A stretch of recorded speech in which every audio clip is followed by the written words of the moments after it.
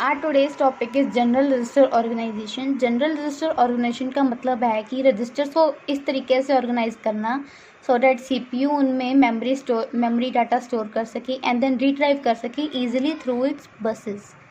Memory locations are needed for storing pointers, addresses, counters, results, etc. Memory locations को use किया जाता है to store addresses और results, partial products, जो भी ड्यूरिंग द प्रोसेसिंग स्टोर करवाना है वो सब स्टोर करवाने के लिए मेमोरी लोकेशंस यूज़ होती हैं। कोई न्यू वेरिएबल क्रिएट होता है तो वो भी मेमोरी में स्पेस बनाता है। बट जब हम मेमोरी से कम्युनिकेट करते हैं again and again to get the value of that variable again, तो ये टाइम कंज्यूमिंग है बिकॉज एवरी टाइम मेमोरी से कम्युनिकेट करने में सिस्टम की एफिशिएंसी डिक्रीज होती है and it can't work properly and fastly. So register एक अल्टरनेटिव है। जनरल रजिस्टर ऑर्गेनाइजेशन एक मेथड है जो सीपीयू यूज़ करता है, एक ऑर्गेनाइजेशन का वे है जिस वे से वो कम्युनिकेशन को ईजी बना देता है एंड स्टोरेज और रिट्राइवल ईजी हो जाता है। इसमें 7 रजिस्टर्स यूज़ होते हैं, R1, R2, R3, R4, R5, R6 and R7। MUX1 and MUX2 are 2 multiplexers. Multiplexers एक कंपोनेंट है मल्टीप्लेक्सर जो वेरियस इनपुट्स लेता है बट गिव्स 1 आउटपुट। जो सिलेक्शन ए है वो यहाँ पे इनपुट सेलेक्टर है जो MUX1 को एक वैल्यू सेलेक्ट करके देता है। वो बताता है कि किस रजिस्टर में वैल्यू है और वो वैल्यू MUX1 में चली जाती है। देन MUX2 के पास है सेलेक्टर बी। ये बी सेलेक्टर बताता है कि कौन से रजिस्टर से कौन सी वैल्यू आके MUX2 में जाएगी।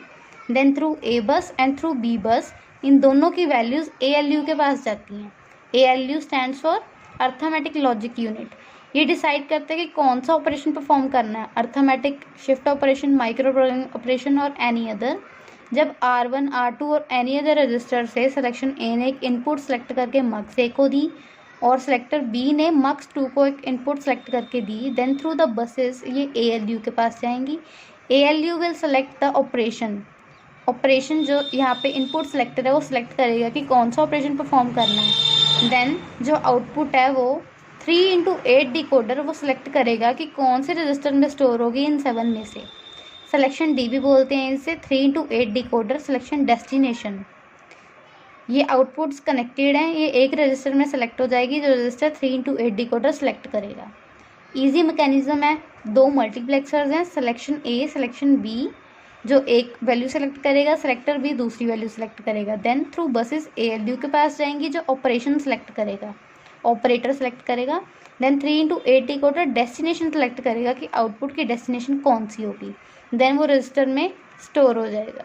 Output from each register is connected to 2 multiplexers to form 2 buses to ALU for operation.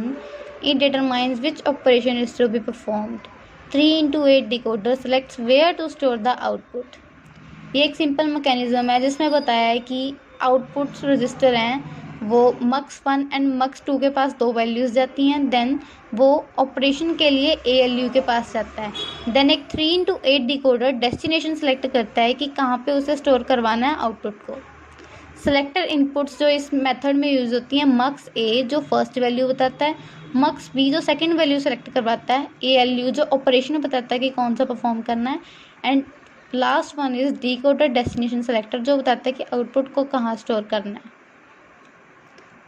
ये ईजी मैकेनिज्म ਹੁਣ मैं पंजाबी च दसां ਤਾਂ जनरल रजिस्टर ऑर्गेनाइजेशन ਦੇ ਵਿੱਚ 7 रजिस्टर ਹੁੰਦੇ ਆ ਜਿਹੜੇ ਕਿ 2 MUX यूज़ ਹੁੰਦੇ ਆ, MUX1 and MUX2 मीनस multiplexer use ਹੁੰਦੇ ਆ।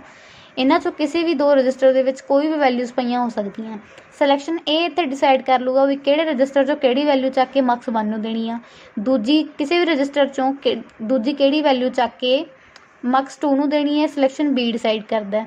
ਦੈਨ ਫਿਰ ਉਹ ਡਿਸਾਈਡ ਕਰਨ A ਬਸ ਤੇ B ਬਸ ਦੇ ਥਰੂ ਅੱਗੇ ਟਰੈਵਲ ਕਰਨਗੇ। ਦੈਨ ALU ਸਿਲੈਕਟ ਕਰੂਗਾ ਕਿ ਕਿਹੜਾ ऑपरेशन परफॉर्म करना है। ਜਿਹੜਾ ਇੱਥੇ ऑपरेशन ਸਿਲੈਕਟਰ ਹੈ ਇਹ ਡਿਸਾਈਡ ਕਰਦਾ ਕਿਹੜਾ ऑपरेशन परफॉर्म करना। ਫਿਰ ਇੱਕ ਆਊਟਪੁੱਟ ਜਨਰੇਟ ਹੋਊਗੀ। ਜਿਹੜਾ 3x8 डिकोडर है अपना सिलेक्शन डेस्टिनेशन, ਇਹ डेस्टिनेशन सिलेक्ट करूगा कि इतों ਕਿਹੜੇ रजिस्टर ਦੇ ਵਿੱਚ आउटपुट स्टोर करवानी है।